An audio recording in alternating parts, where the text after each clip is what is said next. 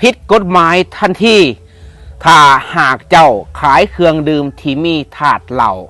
ให้บุคคลที่อยู่ในเครื่องแบบหรือขายให้คนที่ขับขี่ยานพาหนะ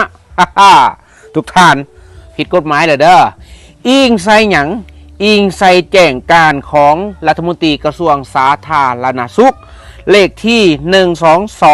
1228ลงวันที่18เดือนธันวาคม2025แจ้งการเกี่ยวกับกำหนดเอาวันที่19ธันวาของทุกๆปีเป็นวันงดแอลกอฮอล์แห่งชาติงดแอลกอฮอล์แห่งชาติทั้งหมดนี่เพื่อจำกัดการเข้าถึงโดยเฉพาะในข้อที่2เพิ่นเขียนไว้ว่าเพื่อจำกัดการเข้าถึงแอลกอฮอล์นั้น 1. ห้ามจำหน่ายเครื่องดื่มที่มีธาตุเหล้าให้เด็กที่มีอายุต่ำกว่า18ปีผู้ที่มึนเมาร่วมทั้งบุคคลที่ใส่เครื่องแบบและขับขี่ยานพาหนะผิดกฎหมายเด้อแสดงว่าครู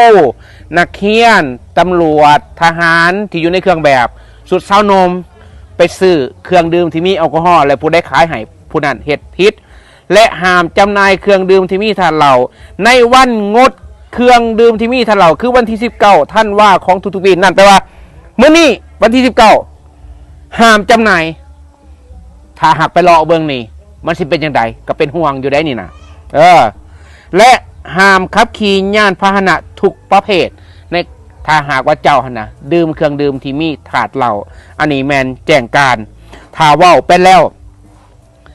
เรื่องประเพณีบ้านเฮาคันเว้าเรื่องกินเรื่องดื่มนี่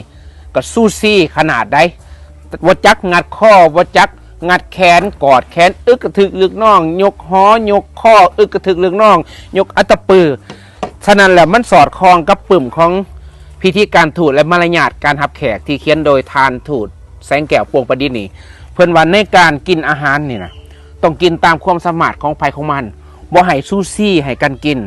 ถึงว่าจะเป็นเจ้าภาพกันแล้วแต่บ่ให้ซูซี่กันแซ่บเจ้าอยู่แต่ว่าผู้อื่นอาจบ่แซ่บเจ้าดื่มได้อยู่แต่ผู้อื่นอาจดื่มบ่ได้ซึ่งในปึ่มของทานทูตนี่ก็ยังเว้าเรื่องมารยาทในการประกอบความเห็นระหว่างกองประชุมแต่ละฝ่าย2ฝ่าย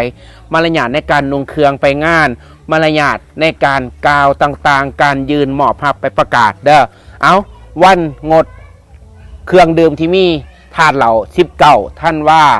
ของทุกๆปีถ้าบ่มีแนวดื่มให้ซื้อปึ่มนี่ไปอ่านซะเด้อ